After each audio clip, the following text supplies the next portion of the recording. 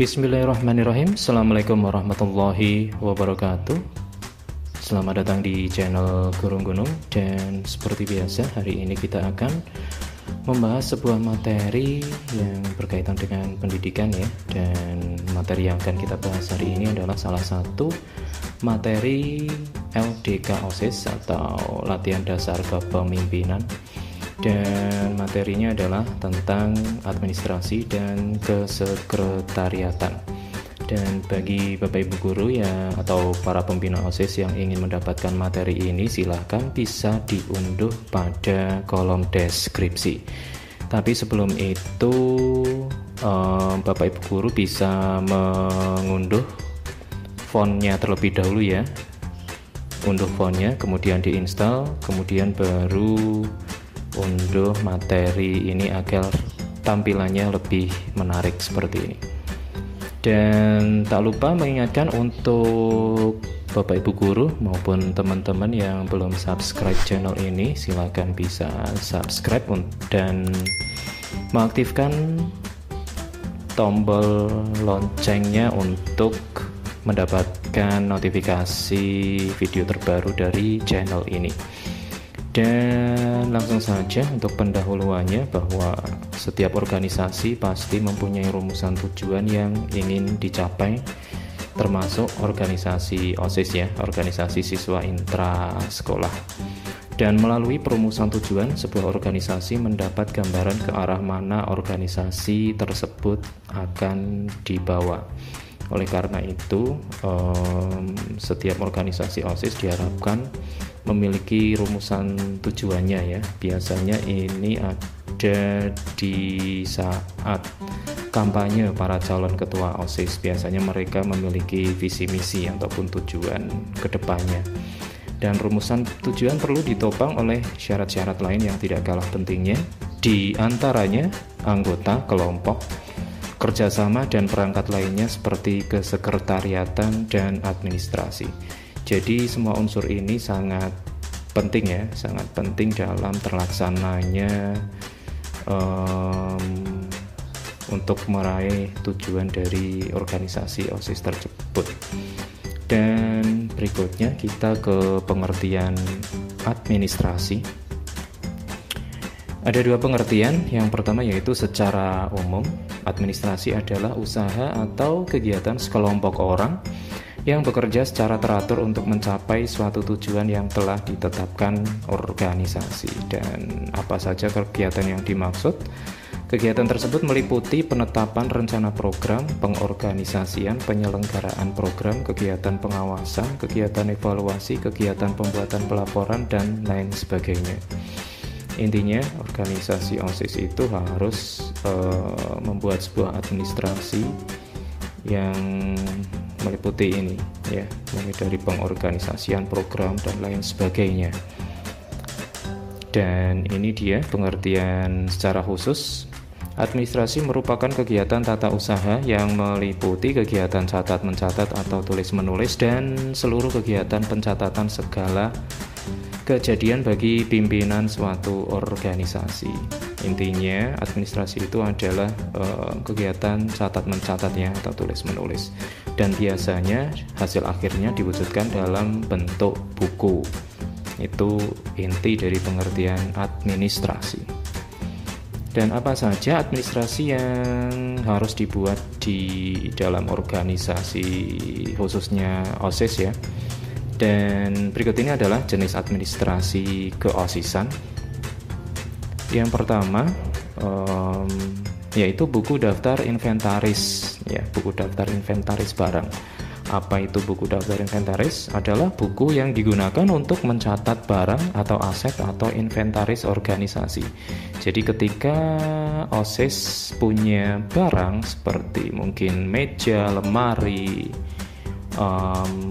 laptop, komputer, dan lain sebagainya, harus dicatat di dalam sebuah buku yang disebut dengan buku daftar inventaris. Nah, untuk formatnya nanti kita bisa lihat setelah penjelasan jenis-jenis administrasi ini. Yang kedua, buku notulensi. Apa itu buku notulensi? Buku notulensi adalah buku catatan resmi tentang pembicaraan, kesepakatan, atau keputusan yang diambil dalam pertemuan, rapat, atau diskusi.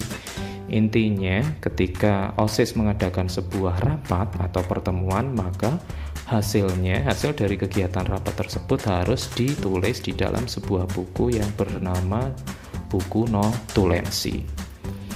Administrasi berikutnya adalah buku tamu. Adalah buku yang digunakan untuk mencatat tamu-tamu yang datang dan berkeperluan dengan organisasi.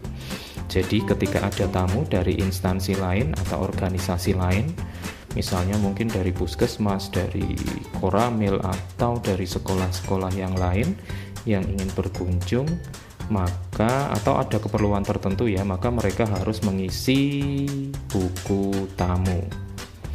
Dan berikutnya buku daftar hadir adalah buku yang digunakan untuk mencatat kehadiran peserta rapat, diskusi, lokakarya, pelatihan atau pertemuan-pertemuan yang lain. Ini masih menyambung dengan buku notulensi ya. Ketika rapat maka hasilnya bisa ditulis di buku notulensi, dan sebagai bukti bahwa di situ ada rapat maka harus ada daftar hadir yang diisi oleh para peserta atau pengurus OSIS yang datang atau mengikuti rapat atau pertemuan tersebut. Berikutnya ada buku daftar kegiatan atau buku yang digunakan untuk mencatat setiap kegiatan organisasi, baik internal maupun eksternal. Jadi setiap kali OSIS mengadakan maka harus ditulis dalam sebuah buku yang disebut dengan buku daftar kegiatan. Kegiatan apa saja, misalnya kegiatan kelas meeting ya, atau kegiatan perpisahan. Nah, di situ harus ditulis. Kemudian yang tak kalah penting adalah buku keuangan. Merupakan buku pembukuan keuangan baik pemasukan maupun pengeluaran anggaran organisasi. Setiap organisasi biasanya memiliki anggaran ya, dan setiap kali organisasi tersebut atau OSIS mengeluarkan uang untuk membeli sesuatu atau digunakan untuk melaksanakan kegiatan tertentu, maka pengeluaran tersebut harus ditulis ya dalam buku keuangan. Ataupun ketika mendapatkan dana, misalnya dapat dana dari kesiswaan atau dari bumbung kemanusiaan dan lain sebagainya, maka pemasukan tersebut harus ditulis di dalam sebuah buku yang disebut dengan buku keuangan. Dan berikutnya adalah buku agenda, merupakan buku pencatatan keluar dan masuknya surat yang digunakan untuk mengagendakan peristiwa atau kejadian pada surat.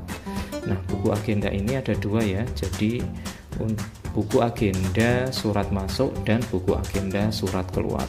Surat masuk artinya surat yang berasal dari instansi atau organisasi lain ya, yang ditujukan kepada organisasi kita, OSIS maksudnya ya. Dan untuk surat keluar adalah surat yang dikeluarkan oleh OSIS yang ditujukan kepada instansi atau organisasi lain atau sebagai pemberitahuan ya. Dan ini yang terakhir, Pengarsipan adalah dokumentasi surat-surat simpanan keluar dan surat masuk.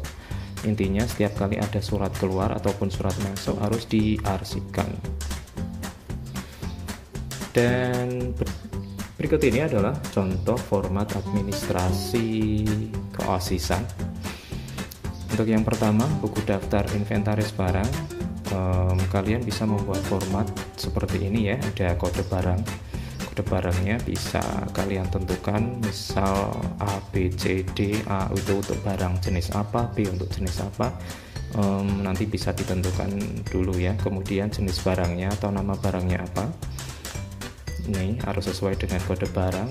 Kemudian jumlah barangnya, asal mula barangnya dari mana, kemudian harganya berapa, tanggal memulai memakai atau menggunakan barang tersebut, dan tanggal tidak dipakai, dan keterangannya opsional bisa diisi atau tidak.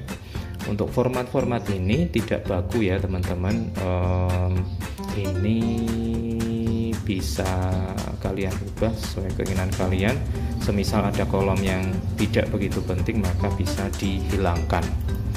Berikutnya ada buku notulensi.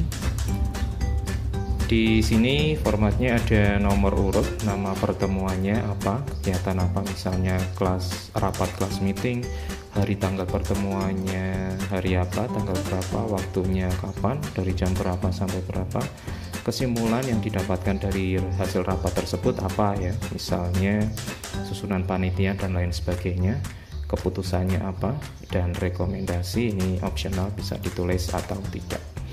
Berikutnya format buku tamu, ada nomor urut, hari dan tanggal tamu tersebut datang, hari apa, tanggal berapa, jam berapa, nama lengkap tamunya ditulis di sini, dan asal organisasi atau institusinya dari mana, jabatannya sebagai apa, Pak Ketua, Sekretaris, anggota dan lain sebagainya, alamat dan keperluannya untuk apa ya, dan terakhir tanda tangan dari tamu tersebut. Dan berikutnya ada buku daftar hadir. Setiap kali mengikuti rapat atau mengadakan kegiatan tertentu harus membuat daftar hadir ya, sebagai bukti bahwa telah dilaksanakan sebuah rapat atau kegiatan. Formatnya ada nomor urut, nama peserta ya, ini siapa saja, mulai dari ketua dan seterusnya. Jabatannya ditulis di sini, alamatnya, dan yang terakhir ada tanda tangan peserta. Berikutnya ada buku daftar kegiatan, nomor urut. Ini ada nama kegiatannya apa, di sini ditulis ya. Hari tanggalnya hari apa, kemudian waktu, jam berapa, tempatnya di mana, dan penyelenggaranya siapa saja. Berikutnya ada buku keuangan, ada nomor urut, tanggal, uraian, maksudnya uraian pengeluaran atau pemasukan ya. Ketika ada uang yang keluar atau digunakan untuk sesuatu, maka masuknya adalah kredit, dan ketika kita mendapatkan dana maka masukkan ke dalam debit. Nah, nanti jumlahnya ditulis di sini, di saldo akhir sini ya jumlahnya. Kemudian keterangan opsional. Berikutnya buku agenda surat keluar. Yang surat keluar ada nomor surat yang kita buat ya, yang ditujukan kepada orang lain atau organisasi lain, harus ada nomor suratnya, ditulis berapa, tanggal berapa, tujuannya apa, perihal atau isinya tentang apa, serta keterangan ini bisa diisi atau tidak. Berikutnya buku agenda surat masuk, ada nomor urut, nomor surat, tanggal diterima surat tersebut di instansi kita ya, diterima tanggal berapa, pengirimnya siapa, bisa berupa nama instansi atau perorangan, perihalnya isinya tentang apa, tanggal suratnya tanggal berapa, tanggal yang tersantum di dalam surat tersebut ya, kemudian terusannya kepada siapa saja, dan ada catatan disposisi serta keterangan. Dan itu tadi adalah contoh format dari administrasi keosisan. Dan berikutnya ada pengertian dari kesekretariatan. Kesekretariatan atau tata usaha adalah kegiatan menghimpun keterangan-keterangan tertulis yang dapat digunakan untuk menunjang kelancaran kegiatan administrasi. Dan kegiatan itu ada apa saja, meliputi tulis menulis, rencana program dan lain sebagainya, surat menyurat, dan data-data lain yang berkaitan langsung dengan kegiatan administrasi. Intinya, kesekretariatan itu adalah proses pelayanan kita terhadap penyusunan administrasinya. Kesekretariatan atau tata usaha adalah prosesnya ya. Kemudian dan hasilnya nanti berupa administrasi, biasanya berbentuk buku. Dan itu tadi materi tentang administrasi dan kesekretariatan dalam latihan dasar kepemimpinan keosisan OSIS LDK OSIS. Semoga bermanfaat, dan apabila ada pertanyaan silahkan bisa menghubungi email atau bisa komentar di kolom komentar di bawah ini ya. Dan saya kira itu saja. Terima kasih. Wassalamualaikum warahmatullahi wabarakatuh.